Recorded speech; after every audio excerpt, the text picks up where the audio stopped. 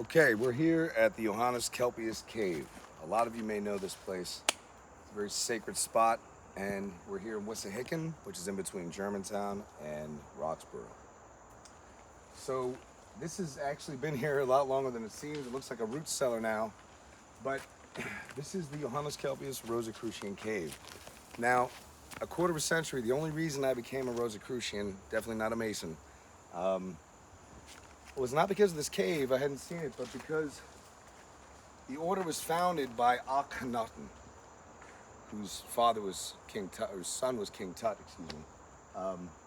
And Akhenaten praised the sun as God, God's only son, and relinquished any praise of himself. He would even cut his hand to the public and say, I'm not a god, I am like you, a man.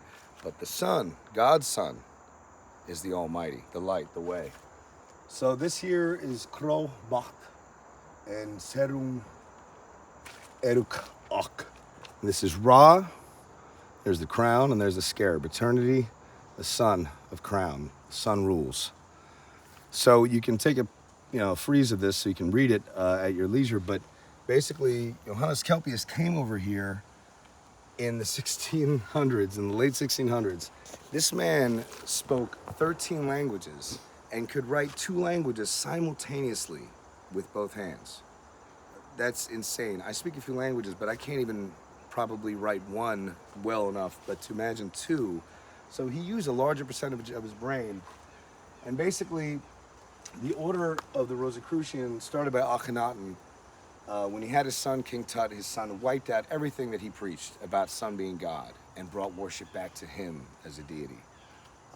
After that, the Rosicrucian order went underground, and it included people such as Socrates, Aristotle, all the greats, Leonardo da Vinci, moving all the way north to even newer members like Benjamin Franklin, who we used to have his Pernaeus at his home before it crumbled to pieces with Amorc. So when he came here, he brought the Rosicrucianism. He also brought his degrees, and when he came here, he made the first hippie commune in the country. Not in 1963 like Stephen Gaskin, but 1693. Look at this forest here. This was all teepees, if you can imagine. This river creek here, I pulled a couple of bottles from the 18th century. Incredible yurts. Chinese people brought here. Native Americans were living here with them.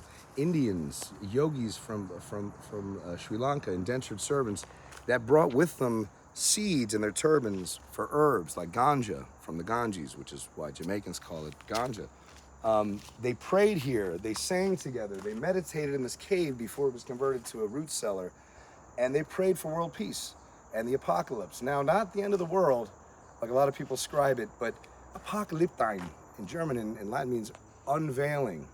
So they would actually go with Indian flower wreaths around their neck, as you may have seen, and cutting off the tops of their hats, shoving flowers in there, and marching downtown, praying for world peace and to an end to the French-Indian War.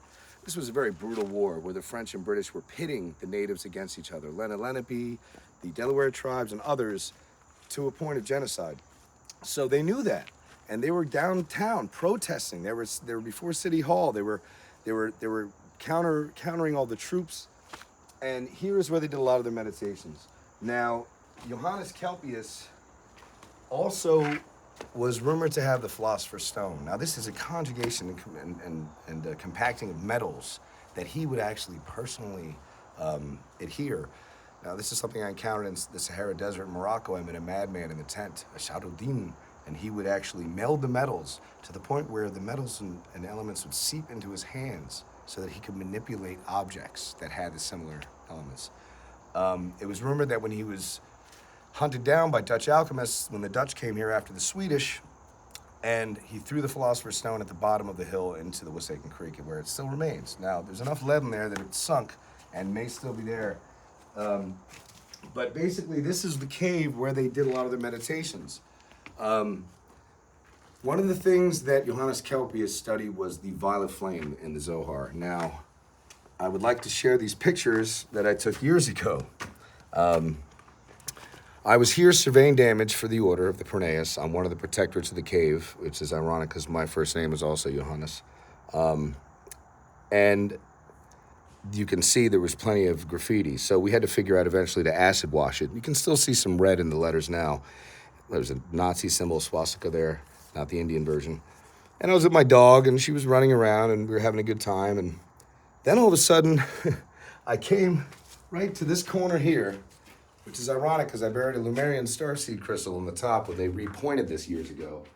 And right out of this corner, on the left here, I began to see a materialization, and I thought I was having a migraine. Anyone knows it's like shattered glass with rainbows swirling.